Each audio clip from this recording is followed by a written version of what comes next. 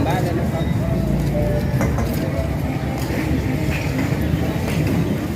นี่น้ำพริกอะไรพี่น้ำตาแดงครับถ้าแถวแรกก็เป็นแมงดานี่เหรอใช่ครับตาแดงแมงดา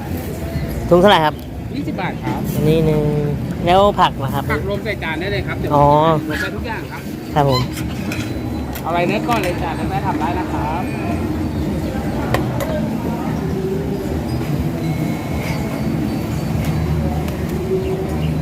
กระเจี๊ยบพี่น้องเลยเนาะ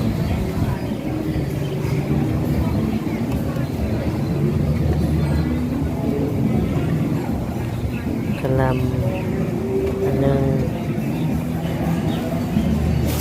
หน่อไม้ก็มี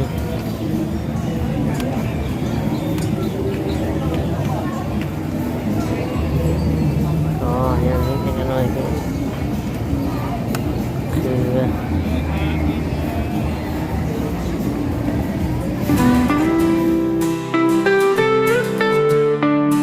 ดูคำปันสุขคนสู่ชีวิตผ่านมรสุมท้องทับลงในใจ เจอเรื่องร้ายทำให้เหลือเรี่ยวแรงแต่หัวใจยังไม่แพ้ไม่เคยสิ้นแสงยังคงแกร่งกับทักทายสบายดีและสวัสดีพ่อแม่พี่น้องFCเนาะหมู่เพื่อนเบิดทุกคนทุกท่านพี่น้องเอ้ยว่าสิเป็นพี่น้องฝั่งไทยฝั่งลาวเนาะหรือว่าต่างประเทศก็ยินดีต้อนรับเข้าสู่ช่อง YouTube ตู้คำปันสุขเด้อพี่น้องเด้อมาเจอกับพ่อตู้คำมื้อนี้พี่น้องโอ้ยในเวลา6 โมงเนาะ6:38 นาทีมื้อก็เป็นมื้อวันพฤหัสพี่น้องเอ้ยเนาะวันที่24หรือว่า24วันพฤหัสบดีสีชมพูเนาะสีส้มพี่น้องเอ้ย เอาเดี๋ยวตู้คำก็จะพา FC เนาะพ่อแม่พี่น้องไปเลาะตลาดมื้อนี้เนาะไปหาบรรยากาศเย็นๆพี่น้องอยู่มันอบอ้าวร้อนเหลือเกินพี่น้องเอ้ยเนาะเป็นจังไดทั้งอื่นทั้งไกลภาคเหนือภาคใต้ภาคอีสานเฮาฝนตกฟ้าลงอยู่บ่เนาะอยู่กทมนี่โอ้ยร้อนแฮงดีพี่น้องเอ้ยร้อนเนาะเอ้าพี่น้องก็มื้อนี้เนาะก็บ่มีหยังหลายก็จะพาไปเลาะตลาดไปตากลมธรรมชาติก่อนเนาะพี่น้องเอ้ยก่อนไปก็นั่งคุยกันจักหน่อยนึงพี่น้องเอ้ยเนาะก็มี FC ทักเข้ามาเซตเข้ามาถามเนาะเรื่องราวของน้องมะนาวนี่พี่น้องเอ้ยเนาะสำหรับ FC น้องมะนาวว่าน้องมะนาวได้ไปต่อยาบ่จังได๋คือเงียบหายไปเบิดเลยติดตามทั้งช่องทีมงานของตู้คำหรือว่าตู้ซีเนาะอยู่บ้านก็บ่ได้เห็นไปอัปเดตเพิ่นว่าบ่เห็นไปหาน้องมะนาวยันว่าเป็นหยังบ่คิดฮอดคิดถึงนั่นแหละ FC คิดฮอดคิดถึงก็บ่ได้เป็นหยังดอกเนาะตู้ซีแล้วก็อาจจะบ่มีหมู่ไปหรือว่าเราก็มีเวียกของเรานี่แหละเนาะFC ถามมาทางตู้คำก็บ่ได้โทรมาลิ้นน้ำเพิ่นพี่น้องเอ้ยเนาะเนื่องจากว่าคือว่าหั่นแหละตู้คำได้แจ้งลงคลิปมันไปแล้วว่าโทรศัพท์ของตู้คำอีกเครื่องนึงที่เป็นเพื่อนกันกับน้องมะนาวน่ะตู้คำเอาขึ้นไปให้พอตู้คำไว้ใช้แล้วเนาะตัวนี้หรือว่าเครื่องที่ตู้คำถ่ายคลิปอยู่นี่น่ะบ่ได้เป็นเพื่อนกับน้องมะนาวแอดบอกหรือว่าแอดเข้าไปหาเนาะน้องเตือนแล้วก็ว่าเฮ็ดบ่เป็นพี่น้องเอ้ยเนาะเฮ็ดบ่เป็นตู้คำว่าเราก็อาจจะดูดีไม่แห้งอยู่หั่นแหละเนาะพี่น้องแต่ว่าเราเป็นอีหยังหรือว่ามีปัญหาทุกคนต้องไปอัปเดตหรือว่าต้องไปถ่ายเนาะอีกอย่างเอื้อยเราหรือว่าสาบุญก็เป็น YouTube อยู่เนาะแล้วก็ที่ซอยได้พี่น้องเอ้ยแต่ว่าที่เงียบไปน่ะอาจจะเป็นเพราะว่าถ้าเอื้อยเพิ่นว่าให้หยุดยาก่อนยันน้องมะนาวบวมยาบวมหยังหั่นแหละเนาะพี่น้องเนาะก็น้องมะนาวก็คงจะสบายดีอยู่เนาะพี่น้องFC บ่ต้องเป็นห่วงเนาะพี่น้องคิดถึงก็บ่ได้คอยอัปเดตลงเพราะทุกคำก็บ่ได้อยู่บ้านเนาะสำหรับน้องมะนาวพี่น้องเอ้ยก็ยังติดต่อยังบ่ได้เนาะก็เป็นห่วงให้กำลังใจคือเก่าน้องมะนาวกับพี่น้องเอ้ยเนาะส่วนเรื่องอื่นพี่น้องเรื่องทีมงานเฮาเนาะหรือว่าทางยูทูบเบอร์สายบุญสายยังก็ได้แต่ที่อยู่บ้านเนาะเห็นอัปเดตช่วงนี้ก็คือเห็นว่า ทั้งครอบครัวลุงแก้วหรือว่าสร้างแก้วพี่น้องเอ้ยที่ว่าลูกชายเราตอนนั้นเนาะทุกคำเห็นคลิปพี่น้องเอ้ยเนาะเห็นคลิปทั้งตูซิดน้ำแน่บ่มีน้ำแน่ในอัปเดตลงในท้ายลงว่ามีคนรอบยิงมีคนจะฆ่าลูกชายสร้างแก้วพี่น้องเอ้ยเนาะซึ่งทั้งกฎหมายหยังก็เฮาก็บ่ฮู้ดอกแต่ว่าทุกคำได้เห็นตูซิดเพิ่นได้โทรคุยประสานงานกับเจ้าหน้าที่ตำรวจเนาะเรื่องที่ว่ามีคนมายิงหรือว่าทำร้ายทางครอบครัวหรือว่าลูกของลุงแก้วนั่นเองพี่น้องเอ้ยเนาะแต่ทุกคำก็ยังบ่ได้เบิ่งครับชัดเจนดอกข้อมูลเนาะพี่น้องเอ้ยเนาะแต่เห็นตอนเบิ่งน้อยนึงที่ตูซิดเพิ่นได้คุยเนี่ยพี่น้องเอ้ยเนาะพี่น้องนี่แหละคนเฮาทุกคำก็บ่ได้ติดตามบ่ได้คอยเบิ่งช่องหมู่ช่องเพื่อนโดนเติมแหละพี่น้องเอ้ยเนาะบ่ได้คอยติดตามเรื่องราวอีกอย่างนี้มันก็วิวก็คือว่าแหละถดถอยลงแต่ละคนก็บ่มีกำลังใจบ่มีแฮงอยากไปถ่ายเนาะกับอากาศมันก็ร้อนช่วงนี้ร้อนแฮงพี่น้องเอ้ยแดดโดยเฉพาะโทรศัพท์นี่ถ่ายแป๊บเดียวแป๊บเดียวร้อนเลยแบตเบิดไปพี่น้องเอ้ยเนาะสำหรับเรื่องลูกสร้างแก้วนี่เขาก็ติดตามยังบ่เบิดเนาะก็สิติดตามไปเรื่อยๆมีแต่ให้กำลังใจพี่น้องจะเป็นวัยรุ่นแบบผิดใจกันในธรรมดาเนี่ยเนาะทุกคำก็บ่เข้าใจคือกันแต่สังเกตเราก็ย่านเนาะก็ไปขอความช่วยเหลือทาง YouTube พี่น้องเอ้ยโอเคพี่น้องแต่สั้นเฮาก็บ่เว้าหลายเนาะมีแต่ว่าเรื่องน้องมะนาวเรื่องสังแก้วลูกเราถึกทำได้เนี่ยเขาก็เอามาว่าออกมาให้กำลังใจซื่อเนาะสิซอยจังได๋ก็รอเบิ่งว่าเพิ่นสิเจ้าหน้าที่ซอยจังได๋เนาะก็ฝากไว้สำนี้พี่น้องเอ้ยเนาะและต่อไปนี่ทุกคำก็สิพาไปตลาดบัดนี้พี่น้องเอ้ยเนาะมันก็สิค่ำสิมื้อได้พี่น้องอยู่แนวกินมีหยังแน่เนาะไปเบิ่งไปชมนำกันก่อนอื่นเนาะต้องขอขอบคุณเด้อที่เข้ามาเบิ่งมาชมกดไลค์กดแชร์ให้พี่น้องเอ้ยช่วงนี้ทุกครั้งก็บ่ได้ค่อยลงคลิปพอปานใดเนาะกราบขอโทษขออภัยนำไปแล้วพร้อมแล้วก็ลุยกันเลยพี่น้องเอ้ยเนาะตลาดแรงมื้อนี้วัดดอกบางบำรุลุย let's go พี่น้องเอ้ยเนาะตัดภาพออกมากะฮอดเป็นทีเรียบร้อยพี่น้องเอ้ยเนาะตลาดวันประหัสเนาะวันประหัสพี่น้องเอ้ยก็พา FC มาเลาะเบิ่งคือเก่าพี่น้องเพราะว่าตู้คำก็บ่ได้ลงคลิปหลายมือเติบเนาะพี่น้องเนาะมันเองก็ได้มีโอกาสดีๆจนตามคำมาอัปเดตให้เบิ่งเนาะพี่น้องเนาะไปเดี๋ยวทุกคนจะพาไปเบิ่งโซนนี้ก่อนไปเบิ่งน้ำกันซีนี่ยังกินพี่น้องเนาะตลาดวัดลวกของเฮา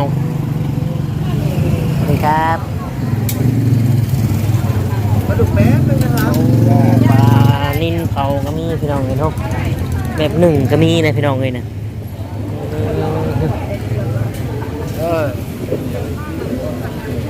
ทุกครั้งผมไม่ได้ลงคลิปไม่ได้ถ่ายคลิปโดนเติบพี่น้องเลยเนาะหลายมือเติบโมว่าทุกครั้งจะอัปเดตอีกอย่างเนาะพี่น้องอีกอย่างก็ช่วงนี้ก็สู่เวียกสู่งานกับเมื่อยเลยก็นอนพี่น้องเลยเนาะมื้อนี้ได้ออกมาตื่นไว้พี่น้องมื้อนี้ก็ออกมาอัปเดตให้เบิ่งเนาะที่เก่าคือเดิมมื้อนี้ก็สิคือคักแน่เด้อพี่น้องเอ้ยมื้อนี้คนหลายเนาะเดี๋ยวจะพาเบิ่งที่ละล็อกเด้อพี่น้องเด้อมีหยังแน่เนาะพวกนี้เนื้องัวก็มีสดก็มี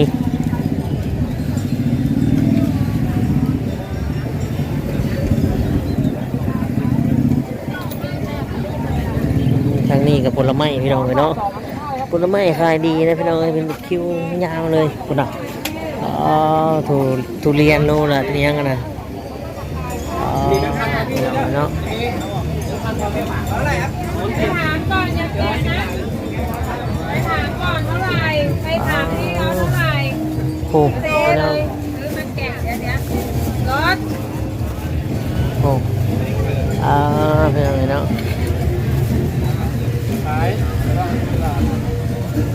ในบางโซนนี่แบตเตอรี่ก็ชื่อหรือบอกให้เราไม่เคยถือทำเลยไม่ได้ชื่อเดียวนี่ เพราะว่าบ่เคยถึกบ่เคยไก่พี่น้อง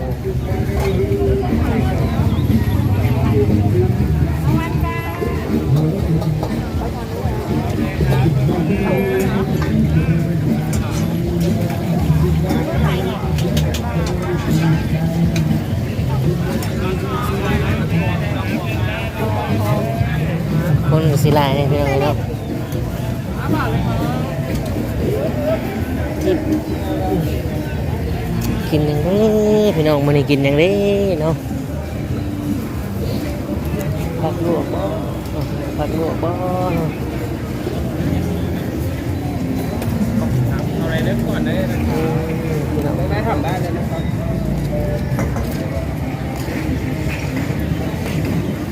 นี่น้ำพริกอะไรพี่ ร้านตาแดงครับ ถ้าแถวแรกจะเป็นแมงดา นี่เหรอ ใช่ครับตาแดงแมงดา ถุงเท่าไหร่ครับ 20 บาทครับ อันนี้หนึ่งแล้วผักนะครับ ผักรวมใส่จานได้เลยครับเดี๋ยว อ๋อ รวมใส่ทุกอย่างครับ ครับผม เอาอะไรเนื้อก่อนเลยจานได้ไหมทำได้นะครับ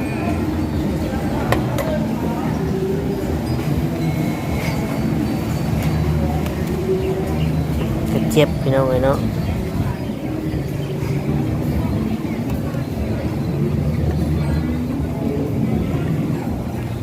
กระหลำ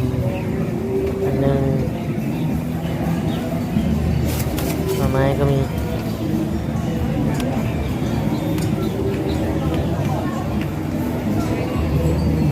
อ๋ออย่างนี้เป็นอะไรกัน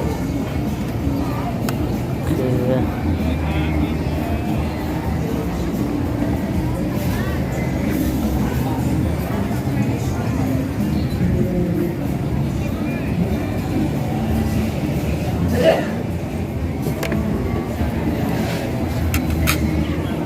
เนี่ยพี่เอานี่แหละ 40 บาท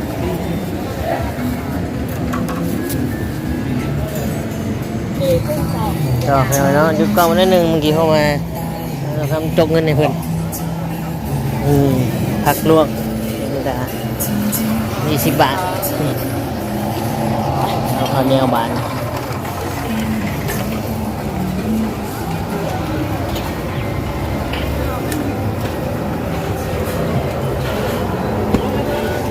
มื้อนี้ภาพมื้อนี้เสียงชัดเจนอะไรกันขอโทษขออภัยในเวลาพี่น้องเลยเนาะ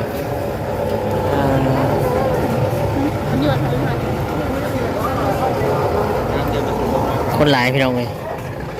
อ๋อแถวนี้คนหลายเนี่ย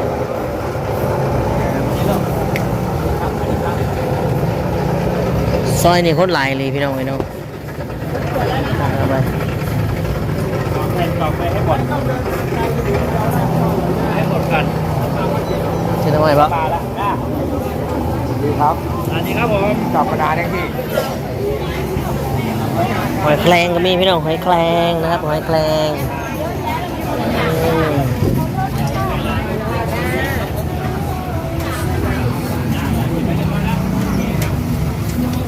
อะไรปลาค่ะปลาดุก2 แถวลูกปลาดุก2 แถว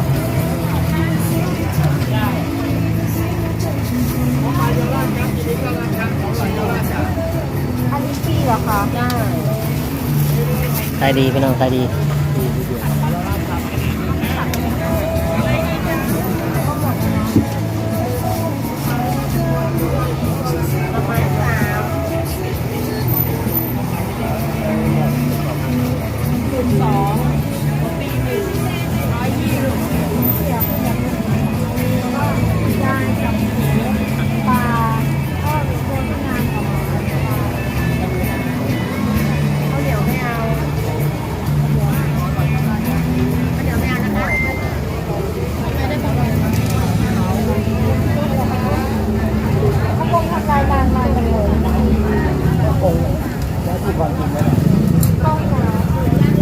ขายดีพี่น้องเนาะอาหารอีสาน380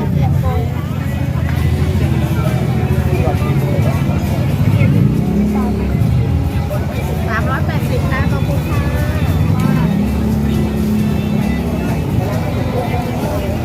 เอาอะไรคะ ครับผม เอาอะไรลูกแก โอเคพี่น้องพี่น้องไงเนาะคนหลายมานี่พี่น้องคนหลาย ยืนถ่าคิวต่อคิวกันกระทึก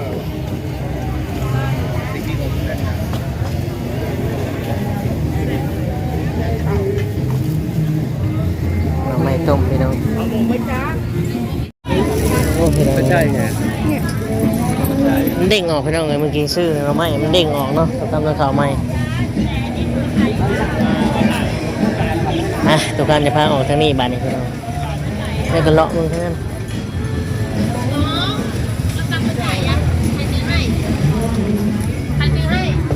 อ๋อรองเท้าพี่น้องเลย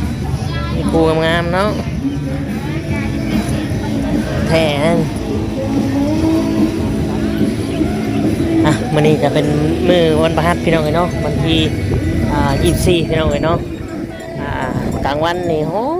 นพี่น้องเลยเนาะตกแรงลงมากะฝุ่นเย็นแน่พี่น้องเลยบ่ฮ้อนเพื่อนมาฝากให้2ตัวเสียยังเนาะพี่น้องเนาะ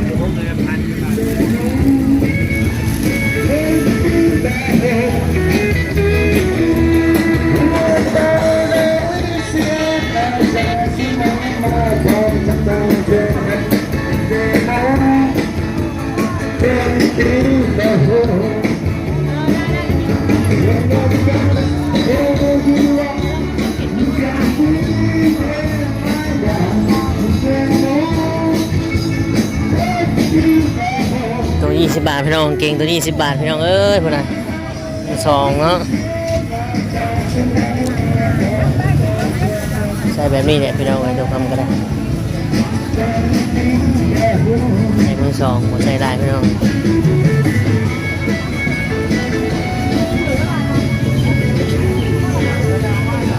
พี่น้องเลยเนาะเลิกกินลายเติมเลยครับกับซีเรียสเลาะหัวมือหัวจังใด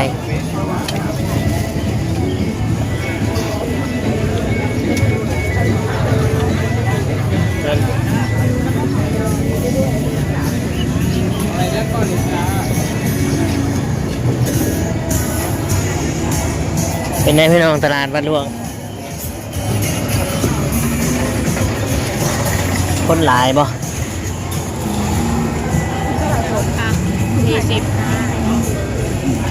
ไก่อบบ่นี่พี่น้องท่านผมมีคนบันไดพี่น้องเลยเนาะ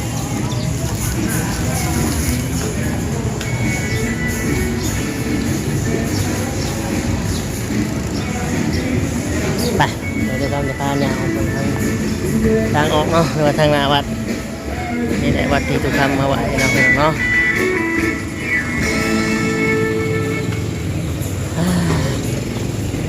ช่วงนี้ก็อากาศ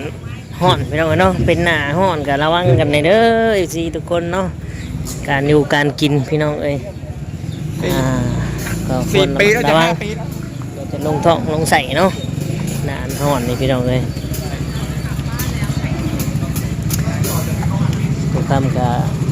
ไม่ได้คอยลงคลิปพี่น้องก็โทษหลายๆเนาะสำหรับทุกคนFC ของทุกคำที่เบิ่งที่ติดตามอยู่เนาะกะทุกคำกะบอกว่ามีเวลาลงเนาะแต่กะยังหักแพงในการเฮ็ด YouTube อยู่พี่น้องเอ้ยก็ฝากติดตามกดไลค์กดแชร์ให้คือเก่าเนาะทุกคำลงคลิปทุกคำมาลงกะอย่าเผาทิมกันอย่าเผาหนีพระกันเด้อพี่น้องเอ้ยเนาะก็หนีพระกันอยู่ในกันสักก้อนพี่น้องเลยไว้ซื้อนาฬิกาใส่พี่น้องไว้มือนะเนาะซื้อเนาะเก็บเงินอีกก่อนช่วงนี้อยากช็อตเลยเกือบใหม่เพื่อนแหละพี่น้องเลยเนาะอันนี้เดี๋ยวเอาทัน ปกตินี่สิลายกูนี่นะพี่น้องเลยคนแต่ว่ามันมื้อนี้คล้ายๆแบบมืดๆครึ้มๆคือฝนสิตกนะไปกับโอกามาลงเนาะมาลงตลาดแน่นเก็บบุทันหุบเกิดพี่น้อง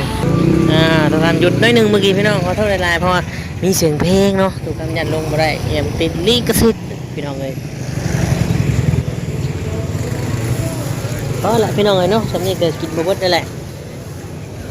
โอ โอเคพี่น้องเนาะขอบคุณหลายๆที่เขาเบิ่งมาชมกดไลค์กดแชร์ให้ตั้งเกี่ยวกับถึงคือเก่าน้องมะนาวกะยังมาแข่งเบิ่งบันคือเก่าพี่น้องเนาะถึงเบอร์คอยโทรก็ได้ช่วงสั่งโตหาเงินหาคำสั่งครอบครัวเนาะพี่น้องเหลือว่าอนาคตจะดีกว่านี้เนาะ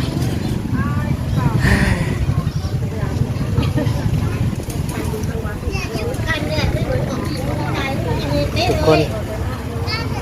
ต้องสู้ดิ้นรนเนาะพี่น้อง